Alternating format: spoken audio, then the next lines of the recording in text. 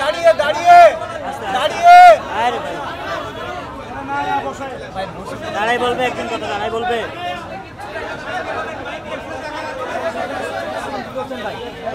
ভাই ব্রিফ করতেছে, ব্রিফ শেষ করে বল দিচ্ছি। ব্রিফ করতেছে, ব্রিফ শেষ করে হাতে হাতে ওদিকে দিয়ে দেন না। অন করা আছে, দেখেন ফিড অন করা আছে।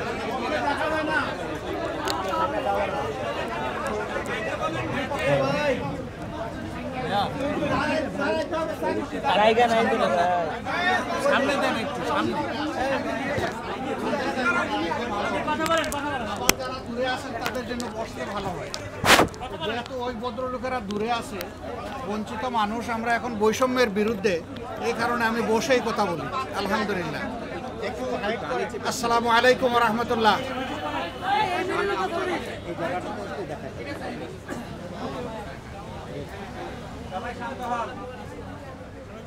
আসসালামু আলাইকুম রহমতুল্লাহ। সাংবাদিক বন্ধুগণ, আপনারা নিশ্চয়ই অবহিত আছেন যে গত কয়েকদিন ধরে বাংলাদেশে কিছুটা অস্বাভাবিক অবস্থা বিরাজ করছিল। তারই ধারাবাহিকতায় গত পরশুদিন অর্থাৎ বৃহস্পতিবারে উপদেষ্টা পরিষদের একটা বৈঠক হয়। সেই বৈঠক থেকে প্রধান উপদেষ্টা তিনি একটা মেসেজ জাতিকে দিতে চেয়েছিলেন, তিনি সেটা দেননি। কিন্তু এই কথাটা খুব দ্রুত সমাজের সব দিকে ছড়িয়ে পড়ে,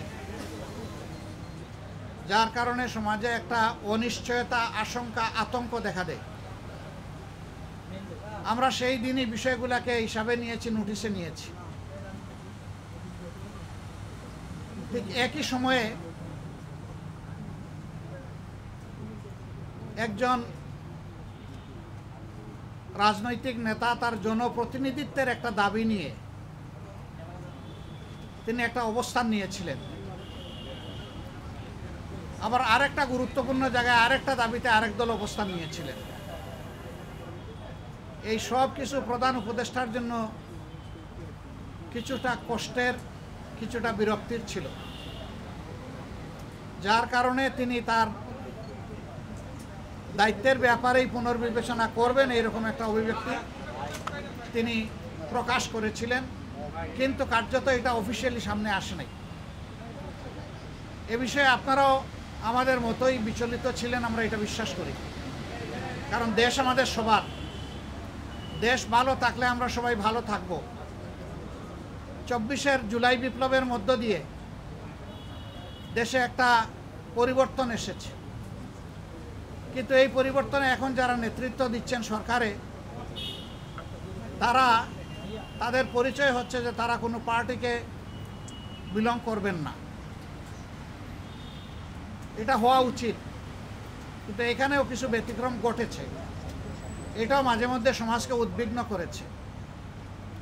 আবার স্বাভাবিকভাবেই এই পরিবর্তন বা বিপ্লবের অবশ্যম্ভাবী দাবি ছিল যে অর্থবহ কিছু সংস্কার করা লাগবে এবং যারা অপরাধী তাদের বিচার হতে হবে। এই সংস্কার এবং বিচারের মধ্য দিয়েই একটা অর্থবহ নির্বাচন হবে, যেই নির্বাচনে সমতল মাঠ থাকবে।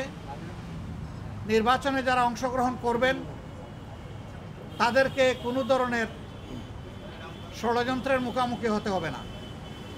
এখানে পেশি শক্তি এবং কালো টাকার প্রভাব চলবে না। 15.5 বছর মানুষ 3টা নির্বাচনে তার ভোটের অধিকার প্রয়োগ থেকে বঞ্চিত হয়েছে। এবার তারা নিঃসংকোচে নিজের এই অধিকারটা প্রয়োগ করতে চায় এবং এই সুযোগ পাবে, নিশ্চিত হবে। এটি হচ্ছে জনগণের দাবি। প্রধান উপদেষ্টা ইতিমধ্যে কয়েকবার তিনি বলেছেন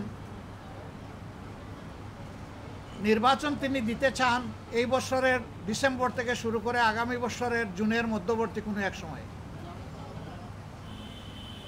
কিন্তু তিনি সুনির্দিষ্ট কোনো রোডম্যাপ দেননি, কোনো মাস সপ্তাহ তিনি ঘোষণা করেননি। এটাকে কেন্দ্র করে বিভিন্ন ধরনের দাবি এই নির্বাচনের রোডম্যাপের ব্যাপারে আছে। আমাদেরও কিছু রিকমেন্ডেশন ছিল।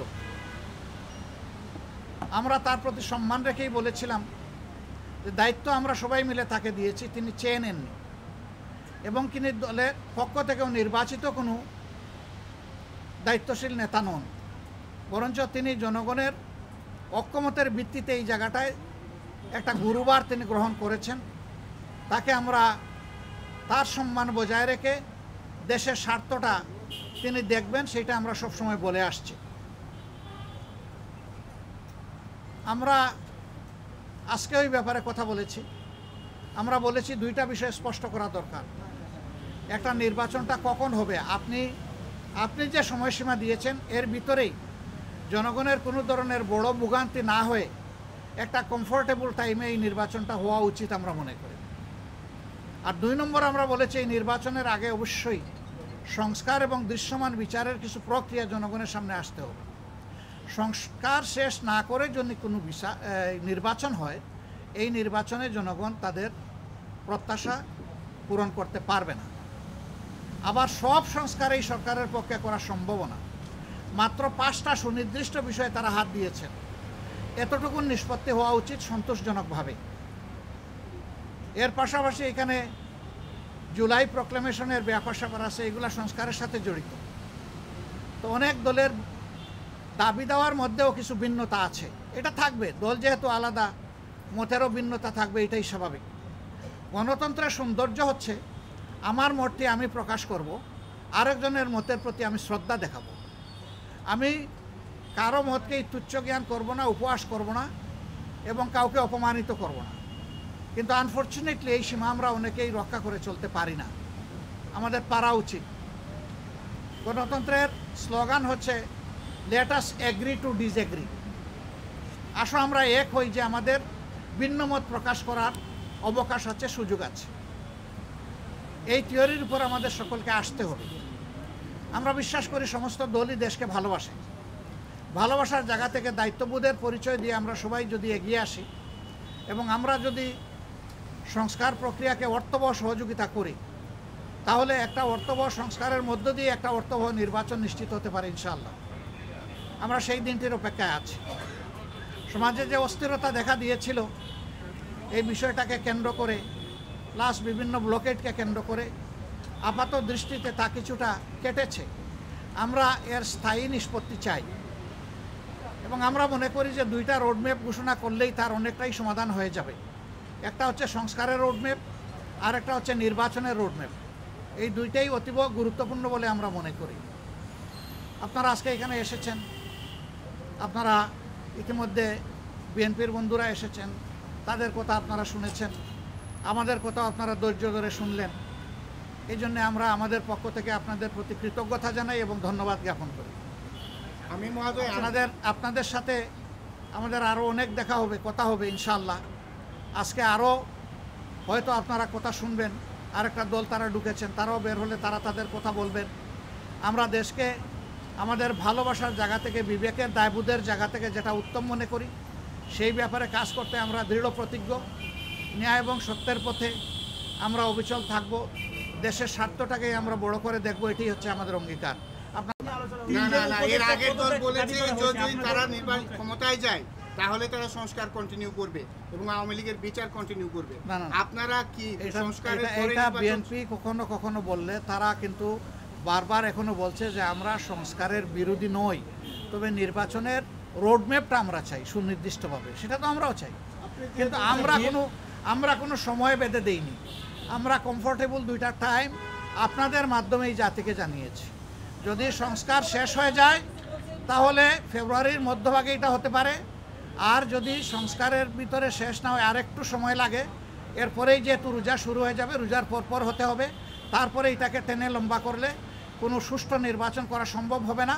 আমাদের দেশের আবহাওয়া এটা এলাও করবে না। প্রধান উপদেষ্টা কোনো আশ্বাস দিয়েছে কিনা? আপনাদের 2টা রোডম্যাপের বিষয়ে প্রধান উপদেষ্টা কি বললেন? যে 2টা দাবি জানাইছেন সেই 2টার ব্যাপারে প্রধান উপদেষ্টা তিনি গভীর মনোযোগ সহকারে শুনেছেন এবং আমাদের এটা আস্থা হয়েছে যে তিনি বিষয়টাকে ইতিবাচকভাবে নিয়েছেন। আচ্ছা, বিএনপি পক্ষ থেকে 3 জন উপদেষ্টা চেয়েছেন, আপনাদের চান বা তাদের পদত্যাগ চাওয়াটাকে আপনারা কিভাবে দেখেন? তারা বলছে নির্বাচনে বা সরকারি নিরপেক্ষতার জন্য তাদের পদত্যাগ করা দরকার। পদত্যাগ চাইলো বিএনপি আর ফতোয়া দিবে জামাতে ইসলামী, এটা কি মানায়?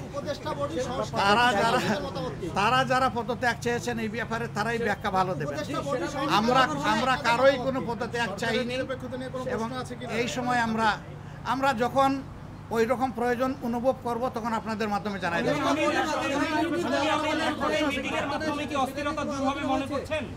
এই যে অস্থিরতার অবস্থা বিরাজ করছে আপনারা আমরা আশাবাদী ইনশাআল্লাহ মনে করছেন পুরাটাই দূর হবে ইনশাআল্লাহ।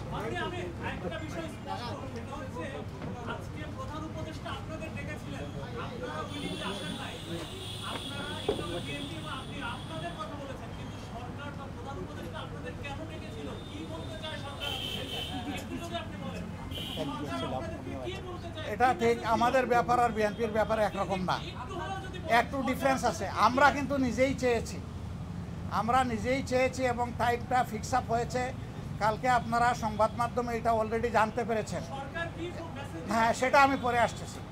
ওনার দাওয়াত আমরা পেয়েছি, এটা অস্বীকার করব না, কিন্তু এর আগে আমরাই চেয়েছি এবং আমাদের চাওয়ার প্রেক্ষিতেই আজকে সন্ধ্যা 6টায় এই সময়টা নির্ধারিত হয়েছিল। আমাদের অন্য একটা দলীয় কর্মসূচি থাকার কারণে আমরাই চেয়েছিলাম যে আমাদেরকে আরও 2 ঘন্টা পিছিয়ে দেওয়া হোক। সে আমাদের অনুরোধের প্রেক্ষিতেই 8টা ফিক্স করা হয়েছিল, যদিও 8টায় আমরা শুরু করতে পারি নাই, একটু পরে আমরা শুরু করেছি।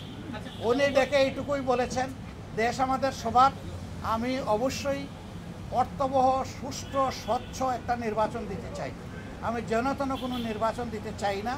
এবং তিনি আমাদের কথা মনোযোগভাবে শুনেছেন আর বলেছেন যে আপনাদের পরামর্শগুলা আমি প্রয়োজন মনে করি, আপনারা যে পরামর্শ দেবেন অবশ্যই আমি এগুলা কনসিডারেশন নেব, অন্যদের কথাও আমি শুনবো এবং আগামীকালকেও তিনি আরও অনেকগুলা দলকে দাওয়াত দিচ্ছেন, তাদের কথাও তিনি শুনবেন। সবার কথা শোনার পরে তিনি আশা করি তার একটা সিদ্ধান্ত তিনি ম্যাচিউর করবেন। সবাইকে ধন্যবাদ, অনেক অনেক ধন্যবাদ। আরও দেখা হবে, সাংবাদিক বন্ধুদের সাথে আরও অনেক দেখা হবে। আসসালামু আলাইকুম রহমতুল্লাহ।